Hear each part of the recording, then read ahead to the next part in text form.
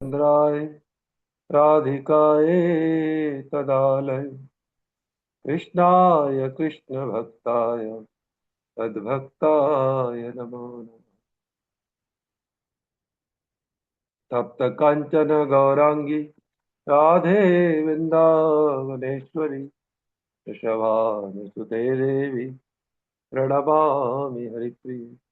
हे कृष्ण करुणा सिंधो दीनबंधो जगतपते गोपेश गोपिका कांत राधा कांत नमस्तुते। सर्वतम भगवान के अभिन्न प्रकाश विग्रह गुरुपाद पद्म पूज्यपाद दंडी स्वामी अष्टोत्तर श्री श्रीमद भक्ति विश्वास विष्णु गोस्वामी गुरु महाराज जी के पावन श्री चरण कमलों में साष्टांग दंडवत ज्ञापन करते हुए परम गुरुदेव नित्य लीला प्रविष्ट भक्ति रहित माधव गोस्वामी महाराज जगत गुरु सरस्वती गोस्वामी ठाकुर प्रभुपाद समस्त गुरु परंपरा के चरणों में साष्टांग दंडवत ज्ञापन करते हुए उनकी अहेतु की कृपा प्रार्थना करता हूँ।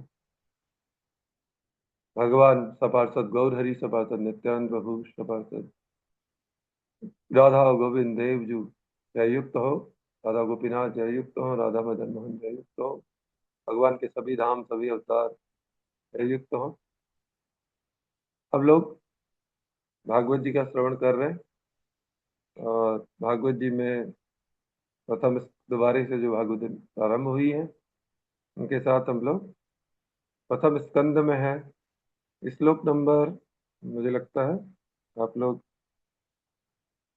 पुनः माता जी बता पाएंगे श्लोक नंबर कितना, 33 या 34? ये कल हम लोगों ने शायद सुना होगा ये थर्टी कितना, थ्री से जिसमें वो लग रखा है ना, 33 से। 33 नंबर श्लोक। ठीक है, इसको हम आराम से सुनते हैं। आप लोग अपने ही घर पे इसको जैसे हम लोग यहाँ रिपीट कर रहे हैं वैसे आप इसको दोबारा से उच्चारण कर सकते हैं। असो गुणमयेर भावे प्रभूत सूक्ष्मेन्द्रियात्मभि स्वनिर्मि निर्मितेषु निर्विष्टो भुक्ते भूतेषु तद्गुणान्। असो गुणमये भावे भूत सूक्ष्मेन्द्र आत्मभि स्वनिर्मितेषु निर्विष्टो भुक्ते भूतेषु तद्गुणान्। यहाँ पर भागवत जी में बोला जा रहा है कि भौतिक जगत के 3 गुणों से प्रभावित जीवों के देह में परमात्मा प्रविष्ट होते हैं और सूक्ष्म मन द्वारा 3 गुणों के फल भोगने हेतु जीवों को प्रेरित करते हैं। एक बार दोबारा से अर्थ को सुनते हैं, ध्यान पूर्वक हम लोग सुनेंगे। भौतिक जगत के 3 गुणों से प्रभावित, जो भौतिक जगत के 3 गुण हैं सत्व रज तम, जीवों के देह में जो जीवात्मा है उसका जो शरीर है उसमें सूक्ष्म शरीर में परमात्मा प्रविष्ट होते हैं और सूक्ष्म मन द्वारा, मन जो है मन भी वैसे ही सूक्ष्म है, 3 गुणों के फल भोगने हेतु जीवों को प्रेरित करते हैं। और फिर प्रेरणा क्या बनती है, जो मन और 3 गुण है जो हमें फल भोगने हैं, क्योंकि हम कुछ प्रारब्ध इकट्ठा करके लाए हैं, जो भी है जो हमें यहाँ भोगना है, ये तो वो सब यहाँ पर हमें फल भोगने के लिए प्रेरणा बनती है। इसके तात्पर्य में बताया जाता है कि सर्वाधिक जो बुद्धिमान जीव हैं ब्रह्मा से लेकर एक छोटी से छोटी चींटी तक जीवों की 84 लाख योनियां हैं और ये सब के सब अपने सूक्ष्म मन तथा स्थूल शरीर की इच्छाओं के अनुसार भौतिक संसार का भोग करती हैं। सबकी सब जितनी भी योनियां हैं, चाहे ब्रह्मा है, ब्रह्मा भी ब्रह्मा के पद का भोग कर रहे हैं और एक छोटी सी छोटी चींटी भी, उसको भी कहीं मिला है कुछ खाना पीना, जो भी जीवन जितना वर्ष उसको जितना समय कुछ महीने जो भी मिले उसको जीवन यापन के लिए, इसलिए वो भोग कर रही है। स्थूल भौतिक शरीर सूक्ष्म मन की अवस्थाओं पर आधारित होता है और इंद्रियां, स्थूल जो शरीर है मन की अवस्थाओं पर आधारित होता है और इंद्रियां जीव की इच्छा अनुसार उत्पन्न की जाती हैं। इंद्रियां की जो इच्छा है वो जीव अपनी इच्छा उत्पन्न करता है श्री भगवान परमात्मा रूप में जीव को भौतिक सुख प्राप्त करने में सहायक बनते हैं, और भगवान जो है परमात्मा रूप में जीव को जो भौतिक सुख को प्राप्त, जो भी वो कहता है कि मुझे बढ़िया लग रहा है, स्वाद इंद्रिय कुछ भी रूप में, कहीं ना कहीं उसके मूल तत्व में भगवान ही विराजमान है, क्योंकि उसको सहायता बन रही है, उसका एक अडेप्टिबिलिटी बन रही है। मृत शरीर से परमात्मा निकलते ही, आत्मा निकलते ही हम उसको क्या बढ़िया रसगुल्ला दे दें, लेकिन वो उसका आस्वादन नहीं कर सकता। आस्वादन तो तभी होगा जब परमात्मा स्वयं अंदर बैठे हैं, और आत्मा के रूप में आत्मा भी बैठी है, परमात्मा बैठे हैं, तभी तो सुख को अनुभव करता है। क्योंकि जीव अपनी इच्छा के अनुसार कोई भी भौतिक सुख प्राप्त करने में पूर्ण रूप से अक्षम है। अगर जीवात्मा खुद चाहे भी कि मैं भौतिक सुख प्राप्त कर लूं, लेकिन वो अक्षम है, वो नहीं कर सकता। वह इच्छा करने वाला है और भगवान उसका नियमन करने वाले हैं। जीवात्मा इच्छा करता है मुझे ये प्राप्त हो जाए, मैं ये कर लूं, लेकिन भगवान उसका क्या करते हैं, नियम, कितना जरूरत है, कितना देना है, कितना नहीं देना है। आशय यह है कि समस्त जीव भगवान के अंश हैं, अतः वे श्री भगवान से अभिन्न हैं। श्रीमद् भगवद गीता में श्री भगवान ने विविध शरीरधारी जीवों को अपना पुत्र कहा है। पुत्रों के सुख एवं दुख परोक्ष रूप से पिता के भी सुख एवं दुख होते हैं, तो भी पुत्रों के सुख दुख से पिता प्रत्यक्ष रूप से प्रभावित नहीं होता। वैसे तो बेटे को दुख होगा तो पिता को भी होगा, लेकिन पिता को अगर मान लो कोई चोट लगी है पुत्र को, और उसके बहुत ज्यादा हॉस्पिटलाइजेशन है, तो पिता तो हॉस्पिटलाइजेशन नहीं है, लेकिन परोक्ष रूप से कहीं ना कहीं उसको भी उसका फीलिंग हो रहा है कि बताओ किस वजह से ये दुखी है। वे इतने दयालु हैं कि जीव के साथ परमात्मा रूप में निरंतर बने रहते हैं, और वो जो हमारे पिता भगवान हैं, जो जन्म जन्म के साथी हैं, वह परमात्मा रूप में हमेशा, जब तक हम जीवित हैं तब तक परमात्मा रूप में हमेशा निरंतर बने रहते हैं, और जीव को वास्तविक सुख की ओर प्रेरित करते रहते हैं। और साथ में ये भी रियलाइज कराते रहते हैं कि देख, तो ये जो दुखालय में सुख ढूंढ रहा है, हम कोई भी काम करते हैं जब तक हमने, इसके में कई बार गुरु वैष्णव लोग एग्जाम्पल देते भी हैं कि हम जब तक बचपन होता है तो बचपन में हमें लगता है कि हम बहुत सारी आइसक्रीम खाएंगे। आइसक्रीम जमा, जब फ्रिज नहीं हुआ करते थे तो लोग सोचते थे कि काश या तो हम बर्फ की चोटी पे चले जाएं, वहां बर्फ के गोले बना के खाएं, या फिर फ्रिज आ जाए, आइसक्रीम वाले को देखते हुए हम आइसक्रीम लेके भागते हैं, आइसक्रीम खाने के लिए भागते हैं। हमें लगता है हमारे घर में ही जाते तो हम रोज ही कितनी सारी आइसक्रीम बना के खाते हैं। ऐसा हमें फील होता है, लेकिन वास्तविकता में जब हम बर्फ, किसी बर्फीले स्थान पे पहुंच जाते हैं, तो 1 से 2 घंटे के बाद वो बर्फ हमें दुख देने लगती है। वही बर्फ से हमें, शरीर को अकड़ाहट शुरू हो जाती है, हमें उससे, बर्फ से भागने का मन करने लगता है। उसी प्रकार से हमारे घर में जब तक फ्रिज नहीं था, या जब तक हमारी वो इच्छा पूरी नहीं हुई थी, जब तक हमें फ्रिज आ जाता है तो हम कितनी आइसक्रीम रोज बना के खाते हैं, क्योंकि हम खा ही नहीं सकते, इतना भोग करने की हमारी शरीर की सामर्थ्य सामर्थ्य ही नहीं है।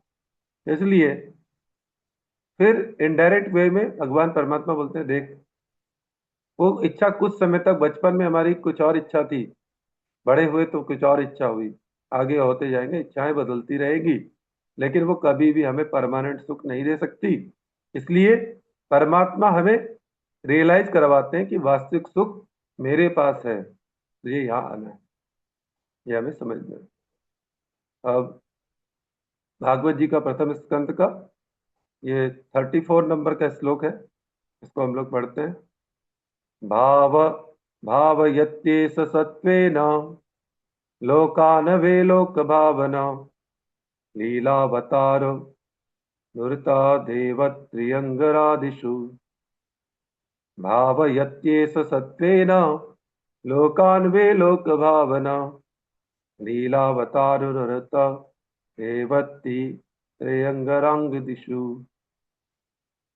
यहाँ पर बोला जा रहा है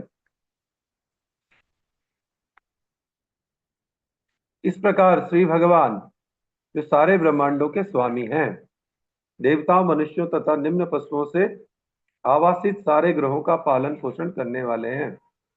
जो भगवान है सारे ब्रह्मांडों के मालिक है, अखिल कोटि ब्रह्मांड नायक है।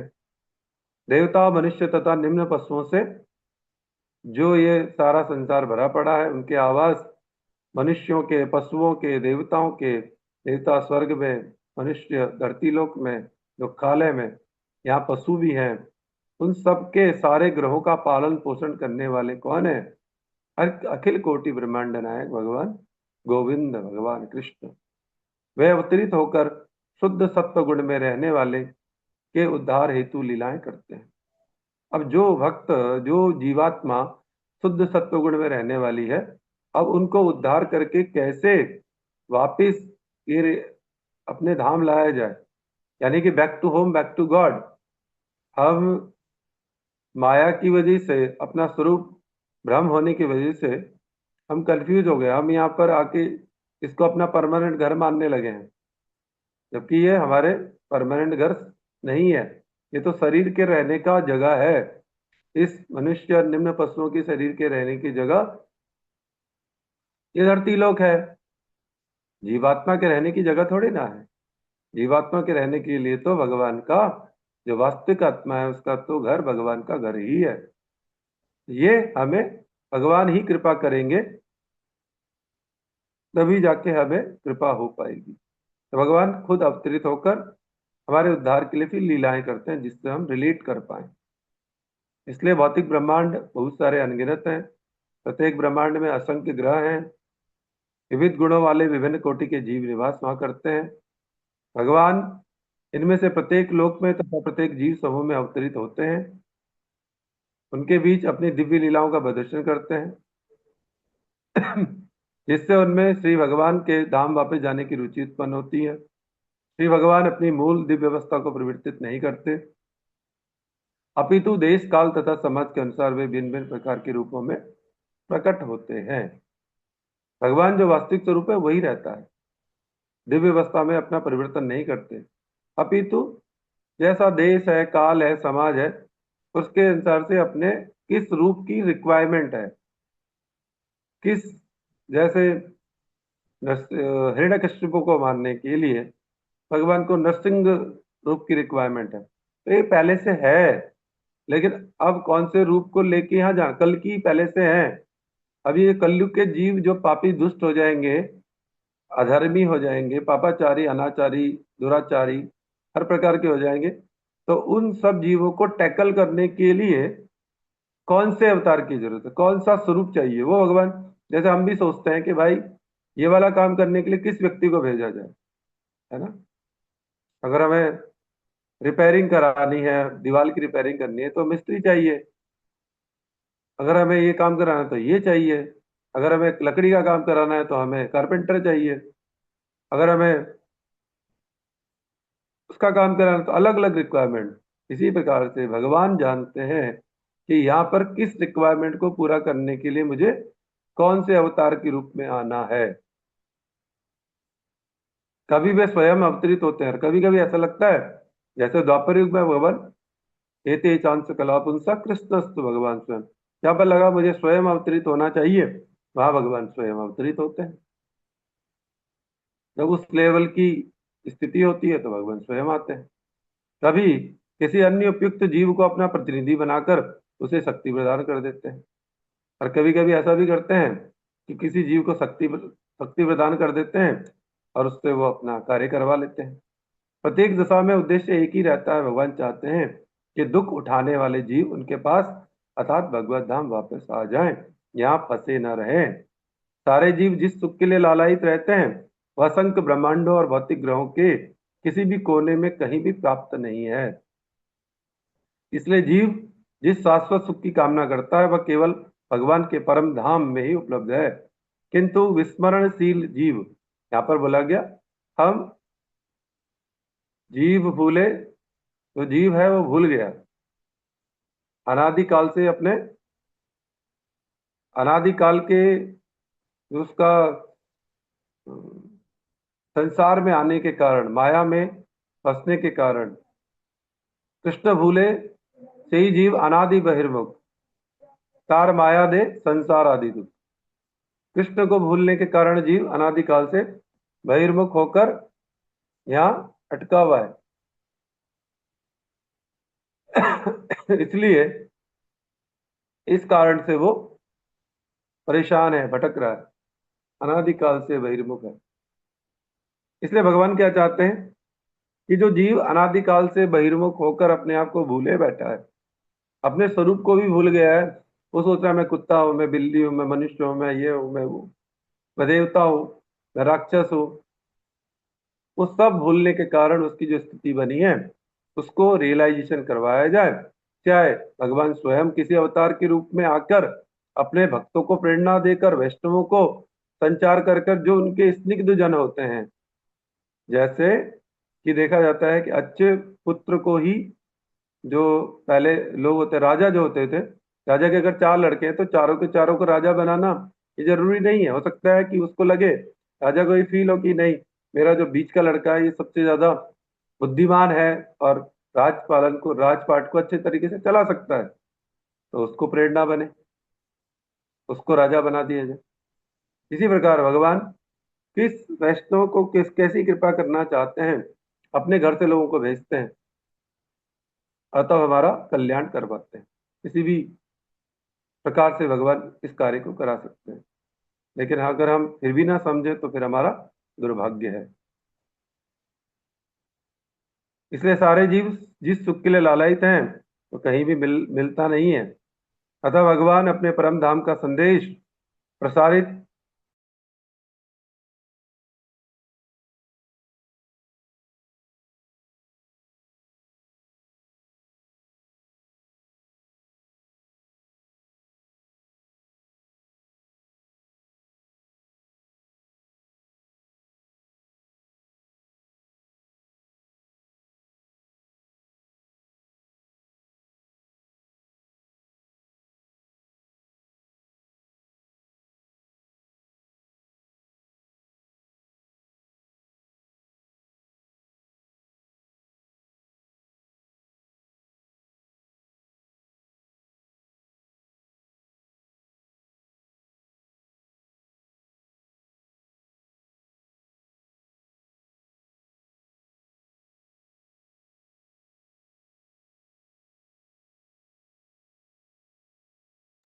हरे कृष्णा। आप लोगों को आवाज आ रही?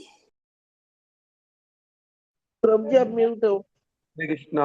ठीक है, मतलब जी वो बीच में डिस्टर्ब हो गया, इसलिए भगवान यहाँ पर बोल रहे हैं, अपना प्रतिनिधि बनाकर भगवान, तेईस पुत्र भगवान भगवत धाम जाने के संदेश का प्रचार प्रसार केवल मानव समाज में ही नहीं करते, बल्कि उसका काम सभी समाजों में, देवताओं में तथा मनुष्यों के अतिरिक्त अन्य जीवों में भी चलता रहता है।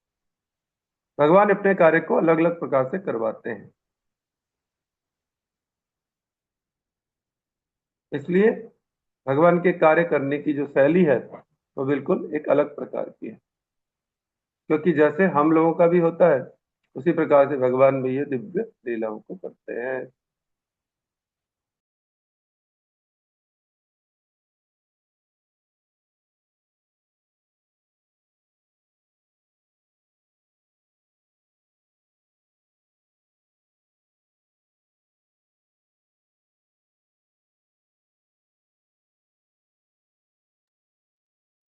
यहाँ पर हमारा भागवत जी का प्रथम स्कंद का द्वितीय अध्याय लगभग कंप्लीट हो जाता है। इससे आगे हम चलते हैं अध्याय नंबर 3। इसको इसका जो सबसे ऊपर का टाइटल है वो है सब समस्त अवतारों के स्रोत भगवान कृष्ण। इसका पहला श्लोक है, सूत उवाच जगृहे पुरुष पौरुषम रूपम भगवान महदादिभिः सम्भूतं षोडशकलमादौ लोकस्य शिक्षया। जगृहे पौरुषं रूपं भगवान महदादिभिः सम्भूतं षोडशकलमादौ लोकस्य शिक्षया। श्री सूत गोस्वामी जी कहते हैं, उन्होंने कहा, सृष्टि के प्रारंभ में श्री भगवान ने सर्वप्रथम विराट पुरुष अवतार के रूप में अपना विस्तार किया और भौतिक सृजन के लिए सारी सामग्रियां प्रकट की। इस प्रकार सर्वप्रथम भौतिक क्रिया के 16 तत्व उत्पन्न हुए। यह सब भौतिक ब्रह्मांड के निर्माण में निमित्त किया गया। इसका जो तात्पर्य है इसको थोड़ा सा समझने का प्रयास करते हैं। भगवत गीता में भी बताया गया है कि भगवान कृष्ण अपने पूर्णांशों के विस्तार से इन भौतिक ब्रह्मांडों का पालन करते हैं। भगवत गीता में बताया जा रहा है कि भगवान कृष्ण क्या करते हैं, अपने अपने जो पूर्ण अंश हैं उनका विस्तार करते हैं। जैसे मूल रूप में भगवान कृष्ण हैं, उनसे सबसे पहले कौन निकलेंगे? सबसे पहले निकलेंगे बलदेव जी, फिर संकर्षण, फिर इसी प्रकार से और आगे विस्तार होता जाएगा। अपने पूर्णांशों के विस्तार से इन भौतिक ब्रह्मांडों का पालन करते हैं। अतः यह पुरुष रूप उसी सिद्धांत की पुष्टि मात्र है। आदि भगवान श्री वासुदेव या श्री कृष्ण भगवान जो राजा वासुदेव या राजा नंद जी के पुत्र के रूप में विख्यात हैं, समस्त ऐश्वर्यों, शक्तियों, यश, सौंदर्य, ज्ञान तथा वैराग्य से परिपूर्ण है। जो आज वसुदेव जी के पुत्र के रूप में आए हैं और नंद जी के पुत्र के रूप में भी आए हैं, विख्यात हुए हैं, जिनको हम जानते हैं। भगवान कृष्ण ने द्वापर में लीला की, देवकी नंदन कृष्ण, यशोदानंदन कृष्ण। समस्त ऐश्वर्य, जितने भी ऐश्वर्य होते हैं सारे संसार के, शक्तियां, यश, सौंदर्य, ज्ञान और वैराग्य, यही भगवान की पूर्ण परिपूर्ण मात्रा में जिनके अंदर ये विद्यमान होता है, उन्हीं को भगवान बोलते हैं। हमारे पास किसी के पास थोड़ी सी सुंदरता होती है लेकिन बोलने की कला नहीं होती। हो सकता है हमारे पास पूरा ज्ञान नहीं है, किसी के पास थोड़ा सा ज्ञान है, परिपूर्ण मात्रा। जैसे समुद्र होता है, समुद्र प्रचुर मात्रा में जल का अथाह सागर, अथाह मात्रा में विद्यमान होता है, लेकिन हम लोगों के पास में एक बूंद मात्र में थोड़ा बहुत ज्ञान, थोड़ा सा सौंदर्य, थोड़ी सी शक्ति, थोड़ा सा यश, थोड़ा सा वैराग्य, हम उसी में होते हैं। लेकिन भगवान के पास परिपूर्ण मात्रा में होता है। ये 6 के 6 चीजें परिपूर्ण मात्रा में होती हैं भगवान के पास, और इसीलिए उनका ऐश्वर्यों का एक अंश और उनकी जो ज्योति है, जिसको लोग निराकार निराकार कहते हैं, लेकिन बेसिकली वो निराकार भगवान तो नहीं है, लेकिन जो ज्योति के रूप में, निराकार ब्रह्म के रूप में प्रकट दिखता है, होता है, और एक अंश परमात्मा रूप में, और इसी का एक अंश जिसको लोग परमात्मा परमात्मा बोलते रहते हैं। अरे परमात्मा ने हमारे साथ ये नहीं किया, विधि, ये परमात्मा विधि, ये जो शब्द हैं, इनका शास्त्रों में कई जगह पे बताया गया किस प्रकार से है। परमात्मा, उन्हें भगवान श्री कृष्ण का यह पुरुष रूप श्री भगवान का मूल परमात्मा स्वरूप है। भगवान कृष्ण का जो ये पुरुष रूप है, श्री भगवान का मूल परमात्मा स्वरूप है।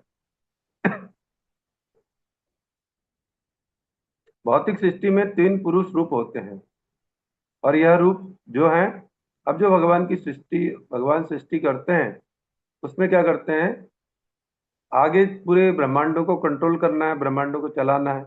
तो पहले रूप में भगवान क्या करते हैं, कारणोत्साही विष्णु, पहला पुरुष रूप आता है भगवान का कारणोत्साही विष्णु, जो तीनों में से प्रथम है, पहला। फिर दूसरा रूप है गर्भोत्साही विष्णु, इसी को हम गर्भोत्साही विष्णु, फिर क्षीरोत्साही विष्णु, ये 3 स्वरूप में पुरुष रूप को प्रकट करते हैं, जिनके बारे में हम क्रमशः जानेंगे। इन कारणोत्साही विष्णु के रोमकूपों से असंख्य ब्रह्मांडों की उत्पत्ति होती है। और जो ये मात्र कारणोत्साही विष्णु है, कारण मतलब कारणोत्साही, इनकी कारण से ये सब हो रहा है। तो इनके जो रोमकूप हैं, रोमकूप यानी कि जैसे हम लोग, हमारे शरीर में छोटे छोटे छोटे बाल हैं, वही रोमकूप, उनसे असंख्य ब्रह्मांडों की उत्पत्ति होती है। किससे? कारणोत्साही विष्णु के रोमकूपों से। असंख्य बोला, असंख्य मतलब जिनको गिना ना जा सके। और प्रत्येक ब्रह्मांड में श्री भगवान गर्भोत्साही विष्णु के रूप में प्रवेश करते हैं। जब ये कर्णोत्साही विष्णु से इतने असंख्य ब्रह्मांड उत्पन्न हो जाते हैं, तो उस ब्रह्मांड को कंट्रोल कौन करेगा, चलाएगा कौन, उत्पत्ति उत्पत्ति कौन करेगा? तो उसके लिए गर्भोक्साई विष्णु हर मतलब यानी कि गर्भोक्साई विष्णु कितने हैं? असंख्य हैं। कारणोक्साई विष्णु, गर्भोक्साई विष्णु, इस प्रकार से असंख्य हैं। इसलिए भगवत गीता में यह भी उल्लेख है कि भौतिक जगत निश्चित अवधि के लिए उत्पन्न किया जाता है। अब यहाँ पर भगवत गीता में भी ये बताया जा रहा है कि जो भौतिक जगत है वो निश्चित अवधि के लिए उत्पन्न किया जाता है, उसका एक टाइम पीरियड है। ये नहीं कि हम धरती लोक पे आ गए तो बस ये कभी खत्म नहीं होगा, यहाँ प्रलय नहीं आएगी, यहाँ सब कुछ ही होगा। एक समय है, जैसा हमारे जन्म का एक समय है और मृत्यु का समय है, उसी प्रकार से इस ब्रह्मांड का भी एक समय है। ये उत्पन्न हुआ है, इसमें कितने चतुर्युगी निकलेंगी, ब्रह्मा का पूरा एक दिन हो जाएगा, उसके बाद कब प्रलय आएगी, कब महाप्रलय होगी, आत्यंतिक प्रलय। अभी इस पे बहुत बड़ा शास्त्र में एसेंस दिया जाता है। छोटा छोटा भगवान को जब, जैसे हमारे घर में कोई छोटी मोटी रिपेयरिंग की जरूरत पड़ती है, तब क्या करते हैं कि चलो भाई ये वाली दीवार तोड़ दो, इसमें ये कर लो। जैसे अभी हम मंदिर में कार्य कर रहे हैं कि भाई यहाँ पर अटैच बाथरूम्स वगैरह की जो रिक्वायरमेंट है, तो चलो तो एक खिड़की निकालो, वहां से अटैच कर दो। ये तो छोटा छोटा कार्य है। लेकिन उसी प्रकार से अगर लगे कि भाई ये पूरी की रिक्वायरमेंट नहीं है, ये पूरा ही डिस्टर्ब हो रहा है, या लगे कि हमें एक कमरा, तो एक कमरा भी हटाया जा सकता है। लगे कि पूरा हटाना है पूरे, तो इसी प्रकार से पूरा भी, तो उसको पूरा प्रलय बोलते हैं। भगवान जब लगता है कि अब ब्रह्मांड में ज्यादा मेंटेन करने के लिए कुछ नहीं बचा, थोड़े थोड़े से काम नहीं चल रहा है, तो फिर भगवान क्या करते हैं, पूरा प्रलय करके भी खत्म करते हैं जीवात्मा को किसी। लेकिन इन सबके पीछे का उद्देश्य एकमात्र यही है कि हम भगवान की सेवा और भगवत धाम को प्राप्त करें। इसलिए एक टाइम पीरियड है, निश्चित अवधि है ब्रह्मांड की, और उसके बाद फिर उसको विनष्ट कर दिया जाता है। यह सृजन संहार नित्यबद्ध जीवों के कारण भगवान की इच्छा से किया जाता है। जो भी सृजन किया जा रहा है, संहार किया जा रहा है, नित्यबद्ध जीवों के कारण, बद्ध जीव ही इसका कारण है। भगवान को क्या जरूरत पड़ी है इसको वो करने की, बनाने की? क्योंकि हम कैसे सीखेंगे, जैसे बच्चों को सिखाने के लिए स्कूल में अलग अलग तरीके होते हैं, उसी प्रकार से भगवान ये ब्रह्मांड में सब कुछ कर कर हम लोगों को सिखाते हैं कि अब कैसे करके हम भगवान के धाम तक जाएंगे, या फिर हम बिल्कुल ही निकम्मे निकले तो हम यहीं फंस जाएंगे। ये स्थिति हमारे ऊपर निर्भर करती है। इसलिए ये सब कार्य भगवान की इच्छा से किया जाता है। नित्यबद्ध जीवों में वैयक्तिक भाव या अहंकार होता है। हम जितने भी बद्ध जीव हैं, हमारे अंदर एक ईगो होता है, मैं ये हूँ, मैं वो हूँ। हमने जो दिमाग में बैठा लिया, हम उसको चेंज करने को तैयार नहीं होते, जो उन्हें इंद्रिय भोग का आदेश देता है। और यही अहंकार के कारण हम इंद्रिय सुख का भोग करना चाहते हैं। हमें ये पसंद है, हमें खट्टा मीठा ये वो। पुरुष है तो विवाह करना है, स्त्री है तो विवाह करना है। तो इस अलग अलग प्रकार का हमारा जो देह भाव है, उसी के अनुसार से हमारा ये सारा संसार चलता रहता है। स्वाभाविक रूप से जीव भोग करने में अक्षम है, लेकिन वास्तविकता में देखा जाए तो जीव के अंदर भोग करने की क्षमता नहीं है, अक्षम है वो शरीर। क्योंकि अगर हम जिंदा नहीं है तो क्या भोग करेंगे, और वो शक्ति भी भगवान ही प्रदान करते हैं। इसलिए भगवान ही एकमात्र भोक्ता है और शेष सब भोग्य हैं। जीव पराधीन भोक्ता है, लेकिन नित्यबद्ध जीव इस स्वाभाविक अवस्था को भूल जाने के कारण ही भोग की दृढ़ इच्छा करता है। इसलिए बद्ध जीवों को भौतिक जगत में पदार्थ को भोगने का अवसर दिया जाता है। इसलिए जितने भी बद्ध जीव हैं यहाँ पर भौतिक जगत में, उनको क्या करना है, ये जो भी मटेरियल्स हैं उन सबको, मटेरियल्स को भोग करने का अवसर दिया जा रहा है, किंतु उसके साथ ही उन्हें अपना वास्तविक स्वरूप समझने का अवसर भी प्रदान किया जा रहा है। ये सारा संसार, रुपया पैसा धन दौलत जमीन जायदाद तो भगवान ने दे दी, लेकिन साथ साथ ये भी दे दिया, अच्छे वैष्णव भी दे दिए, साधु संघ भी दे दिया, ये सब कुछ नाशवान है, यहाँ परमानेंट कुछ नहीं है, ये बताने वाले भी भेज दिए। दोनों ही चीजें। अब रुचि हमारी है, हम कहाँ जाना चाहते हैं, हम फंसना चाहते हैं या निकलना चाहते हैं। किंतु उसके साथ ही उन्हें अपना वास्तविक स्वरूप समझने का अवसर भी प्रदान किया। जो जीव इतने भाग्यशाली होते हैं कि भौतिक संसार में अनेक अनेक जन्मों के पश्चात इस सत्य को ग्रहण करके श्री वासुदेव के चरण कमलों की शरण में जाते हैं, वे नित्य मुक्त जीवों के साथ भगवान के परम धाम में प्रवेश करने के अधिकारी होते हैं। इसके पश्चात ऐसे भाग्यशाली जीवों को समय समय पर सृजित इस भौतिक सृष्टि में आने की आवश्यकता नहीं पड़ती, और जो इस संसार से निकलकर वास्तविक अपने स्वरूप को पहचान जाएंगे, जीवात्मा अपने आत्म स्वरूप को जान जाएंगे, अपने स्वरूप को जान जाएंगे, अपने भगवान से संबंध को जान जाएंगे, तो उनको बार बार फिर ये दुख योनियों में, पशु पक्षियों की योनियों में भटकना नहीं पड़ेगा, उनको बार बार यहाँ फंसना नहीं पड़ेगा। किंतु जो जीव स्वाभाविक सत्य को ग्रहण नहीं कर पाते, लेकिन जो सत्य को स्वीकार नहीं कर पा रहे, तो समझ नहीं आ रहे किसने देखी दुनिया, किसने देखा भगवान, किसने देखा ये, तो इस प्रकार से अपने आप को ही बरगला रहे हैं, वे इस सृष्टि के प्रलय के समय महत तत्व में पुनः मिल जाते हैं। अब वो तो यही रहेंगे किसी न किसी योनि में, चाहे मनुष्य शरीर में, चाहे पशु शरीर में। जब प्रलय आएगी तो सबको मृत्यु के आगोश में ले जाकर उस जीवात्मा को भी कई कई कई कई करोड़ों वर्षों तक उस प्रलय के समुद्र में जीव नहीं रहेगा। उस प्रलय, महाप्रलय के समय में जीव को कई करोड़ों वर्षों तक कुछ भी कोई योनियां प्राप्त नहीं होती, बस उसको वहीं वो समुद्र में ही, महाप्रलय समुद्र में डूबा हुआ होता है। इसलिए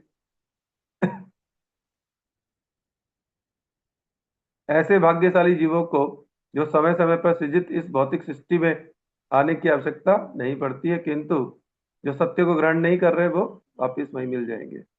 इसलिए महत तत्व में भौतिक प्राकृतिक की सारी सामग्रियां विद्यमान होती हैं, जिनमें बद्ध जीव भी सम्मिलित रहता है। और वहां पर सारी सामग्रियां हैं, मतलब सामग्री का मतलब पशु का शरीर, हमारा शरीर किससे बन रहा है? पंच भौतिक चीजों से, मिट्टी, जल, अग्नि, वायु, आकाश, वो वहीं पे है। जब भगवान को लगेगा कि चलो अब सृष्टि करनी है, तो वही मिट्टी पत्थर सब जोड़ जाड़ के, जैसे हमारे पास घर में सामान पड़ा होता है, चलो हल्दी भी है, धनिया भी है, ये भी है, जब इच्छा करी सब्जी बना ली। हम अपना कुछ क्रिएटिविटी कर लेते हैं, जब इच्छा करी तो हमने ये बना लिया, इच्छा करी तो ये बना लिया। इसी प्रकार से भगवान को इच्छा करी, भगवान को इच्छा लगी तो बना दिया जीव को, इसका शरीर। भगवान ने इच्छा मात्र से माया को आदेश देकर भगवान ये सब कार्य करवा लेते हैं, और जीवात्मा फिर दोबारा से पुनरपि जननम पुनरपि मरणम पुनरपि जननी जठरे शयनम, बार बार इस प्रकार से पैदा होता रहता है, शरीर मिलता है, शरीर नष्ट होता रहता है। इसलिए महत तत्व 16 अंशों में विभक्त किया जाता है। यह है 5 स्थूल भौतिक तत्व तथा 11 कर्मेंद्रियां। यह स्वच्छ आकाश में बादल के समान होता है, इसलिए आध्यात्मिक आकाश में ब्रह्म का तेज चारों ओर फैला रहता है। समग्र मंडल दिव्य प्रकाश से आलोकित रहता है। इस विस्तृत असीम आध्यात्मिक आकाश के किसी कोने में महत तत्व एकत्र होता है, और आकाश का जितना भाग महत तत्व से ढका होता है वही भौतिक आकाश कहलाता है। महत तत्व का यह भाग संपूर्ण आध्यात्मिक आकाश का नगण्य अंश होता है। इस महत तत्व के भीतर असंख्य ब्रह्मांड रहते हैं। ये समस्त ब्रह्मांड कारणुक साई विष्णु या महाविष्णु द्वारा भौतिक आकाश पर केवल दृष्टिपात करने से उत्पन्न हो जाते हैं। और ये जितने भी ब्रह्मांड हैं, कारणुक साई विष्णु या महाविष्णु जो हैं, वो क्या करते हैं? भौतिक आकाश पर केवल केवल देखते हैं, दृष्टिपात करते हैं, और ये सब उत्पन्न होना शुरू हो जाता है। गहरा विषय, थोड़ा ऐसा सब्जेक्ट है, इसको ध्यान से पढ़ने से और सुनने से या फिर और कई कई बार पढ़ने से ये सब चीजें थोड़ी सी समझ में आती हैं। पूर्ण रूप से समझना आसान नहीं है। दूसरा नंबर श्लोक है, यस्याम भसी शयनास्य योग निद्राम वितन्वत नाभिहिदाम्बुजा दासीद ब्रह्म विश्वसृजाम पति। यस्यांबसी शयानस्य योग निद्रां वितन्वत नाभिहिदाम्बुजा दासीद ब्रह्मा विश्व सृजां प्रति। ये जो भगवान है पुरुष हैं कि एक अंश ब्रह्मांड के जल के भीतर शयन करते हैं और उनके शरीर के नाभि सरोवर से एक कमल नाल अंकुरित होता है, जो हमने सुना है कई बार। भगवान विष्णु के नाभि कमल से वहां पर सबसे पहले क्या होता है? कमल नाल। कमल नाल मतलब जैसे कमल के फूल होता है उसका, इसीलिए कमल भगवान को इतना ज्यादा विशेष रूप से उनको अर्पण किया जाता है, क्योंकि ये भगवान का जो मूल कमल है उसकी जो नाल है वो भगवान, इस भगवान से ही उत्पन्न हुआ है। सबसे पहले कमल नाल अंकुरित होता है और इस नाल के ऊपर खिले कमल पुष्प से ब्रह्मांड के समस्त शिल्पियों के स्वामी ब्रह्मा प्रकट होते हैं।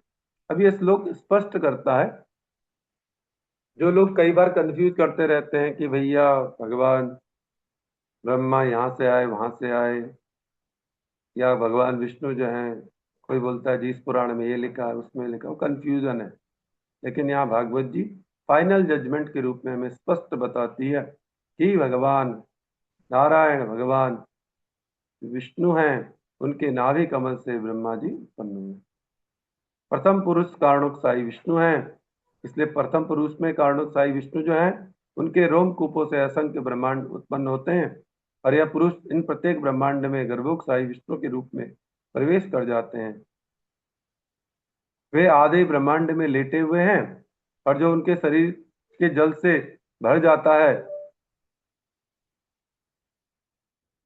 इन गर्भोत्साही विष्णु की नाभि से एक कमलनाल निकलता है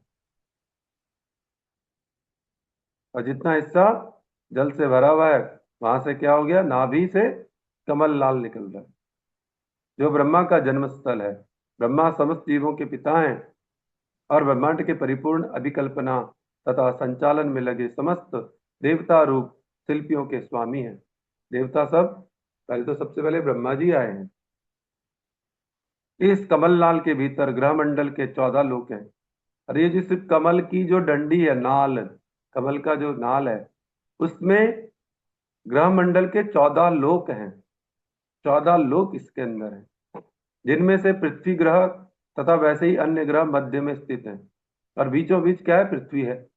जो 14 ग्रह है, 14 लोक बोलते हैं, वो सब इस कमलनाल के अंदर हैं। इसके ऊपर की ओर उत्तम ग्रह मंडल हैं और सबसे ऊपरी लोक ब्रह्मलोक या सत्यलोक। पृथ्वी ग्रह मंडल से नीचे की ओर और 7 अधोलोक हैं। पृथ्वी से नीचे अधोलोक 7 लोक हैं और ऊपर की ओर भी 7 लोक हैं। ऊपर जाने का रास्ता भी, नीचे जाने का भी। अब ये चॉइस हमारी, इसलिए जीव जो है तटस्थ शक्ति है, उसको कहाँ जाना है ये विचार करना पड़ेगा। जिनमें असुर तथा दूसरे उन जैसे अन्य भौतिकवादी जीव निवास करते हैं अधोलोकों में। गर्भोत्साही विष्णु से चिरोत्साही विष्णु का विस्तार होता है। अब ये गर्भोत्साही विष्णु है, अब इनसे क्या निकलेंगे? क्षीरोत्साही विष्णु विस्तार हो रहे, जो समस्त जीवों के सामूहिक परमात्मा है। जिनको हम परमात्मा परमात्मा बोलते हैं वो कौन है? क्षीरोत्साही विष्णु। वे श्री हरि कहलाते हैं और उन्हीं से ब्रह्मांड के सभी अवतारों का विस्तार होता है। अब इनसे जो ब्रह्मांड के सभी अवतार हो रहे हैं वो यहाँ से हो रहे हैं। अतः निष्कर्ष यह है कि पुरुष अवतार 3 रूपों में प्रकट होते हैं। पहले रूप में कारणोत्साही विष्णु, जो महत तत्व में समग्र भौतिक तत्व को उत्पन्न करते हैं। दूसरे गर्भोत्साही विष्णु, जो प्रत्येक ब्रह्मांड में प्रवेश कर जाते हैं। और तीसरे क्षीरोत्साही विष्णु, जो प्रत्येक भौतिक पदार्थ, चाहे वह चेतन हो या जड़, सबके परमात्मा है। यहाँ पर साफ साफ बोल रहे हैं, चाहे पत्थर हो, चाहे हम चेतन अवस्था हो, चाहे अचेतन अवस्था, चाहे पेड़ पौधे हो, सबके परमात्मा, सबके कौन है? क्षीरोत्साही विष्णु परमात्मा रूप में। इसलिए हम सुनते भी हैं कि सबके अंदर प्राण है। जो व्यक्ति श्री भगवान के इन पूर्ण रूपों को जानता है वह ईश्वर को ठीक प्रकार से समझता है। इस प्रकार का ज्ञाता जन्म मृत्यु जरा व्याधि भौतिक स्थिति से मुक्त हो जाता है। जैसा कि श्रीमद् भगवद गीता में भी इसकी पुष्टि होती है। इस श्लोक में महाविष्णु के विषय में सारांश दिया गया है इसलिए महाविष्णु अपनी मुक्त इच्छा से आध्यात्मिक आकाश के कुछ भाग में लेटे रहते हैं। इस प्रकार वे कारण सागर में लेटे हुए प्रकृति पर दृष्टिपात करते हैं, जिससे तुरंत महत्त्व की सृष्टि होती है, और इस प्रकार भगवान की शक्ति से संचालित होकर प्रकृति अनेक अनेक ब्रह्मांडों को जन्म देती है। जिस प्रकार समय आने पर वृक्ष में असंख्य फल लग जाते हैं, उसी प्रकार वृक्ष का बीज बोने वाला किसान होता है और समय पाकर वृक्ष या लता में अनेक फल प्रकट होते हैं। कोई भी घटना किसी कारण के बिना नहीं घटती, इसलिए कारण सागर कारणार्णव कहलाता है। इसको बोलते हैं कारण सागर। इसका दूसरा नाम क्या है, मूल नाम क्या है? कारणार्णव सागर। हम अल्पज्ञतावश सृष्टि के नास्तिकवादी सिद्धांत को स्वीकार नहीं करना चाहिए, इसलिए भगवत गीता में नास्तिकों का वर्णन हुआ है। नास्तिक सृष्टा पर विश्वास नहीं करते। नास्तिक कौन है? जो भगवान कृष्ण पर विश्वास नहीं करते, किंतु वह सृष्टि को समझने का कोई अच्छा सिद्धांत प्रस्तुत नहीं कर सकता। भौतिक प्रकृति में पुरुष के बिना सृजन करने की शक्ति नहीं है। ये जो प्रकृति है, बिना पुरुष के कैसे सृजन करेगी? इसलिए जिस प्रकार की प्रकृति है, स्त्री पुरुष के बिना यहाँ पर जीवात्मा उत्पन्न नहीं होते हैं, बिना पुरुष और स्त्री के शिशु उत्पन्न नहीं होते हैं, उसी प्रकार पुरुष गर्भाधान करते हैं और प्रकृति प्रसव करती है। इस प्रकार बकरे के गले में लगी मांसल थैलियों से दूध की आशा नहीं की जा सकती, यद्यपि वे स्तन जैसे ही लगती हैं। उसी प्रकार हमें भौतिक तत्वों से किसी प्रकार की सृजनात्मक शक्ति की आशा नहीं करनी चाहिए। हमें पुरुष की शक्ति में विश्वास करना चाहिए, जो प्रकृति का गर्भाधान करने वाले हैं। क्योंकि भगवान की इच्छा ध्यानमग्न होकर लेटने की थी, अतः भौतिक शक्ति ने तुरंत असंख्य ब्रह्मांड उत्पन्न कर दिए और इनमें से प्रत्येक में श्री भगवान लेट गए।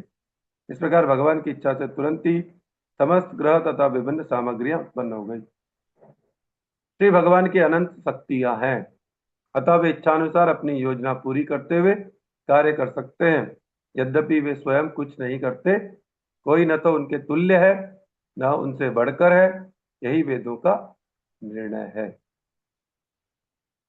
यहाँ पर स्पष्ट समझने की कोशिश की जा रही है जो भी शास्त्र का वर्णन है। एक श्लोक को और हम लोग अभी ले लेते हैं। यस्यावयव संस्थाने कल्पितो लोक विस्तर तद्वे भगवतो रूपम विशुद्धम सत्वमूर्जितम। यस्यावयव संस्थाने कल्पितो लोक विस्तर तद्वे भगवतो रूपम विशुद्धम सत्वमूर्जितम। ऐसा विश्वास किया जाता है कि समस्त ब्रह्मांड के ग्रहमंडल पुरुष के विराट शरीर में स्थित हैं, किंतु उन्हें सृजित भौतिक अवयवों से कोई सरोकार नहीं होता। उनका अद्वितीय शरीर नित्य आध्यात्मिक अस्तित्व में विराजमान है, जिसकी कोई तुलना ही नहीं है। परम सत्य के विराट रूप या विश्व रूप की धारणा विशेष रूप से नव जिज्ञासुओं के लिए है।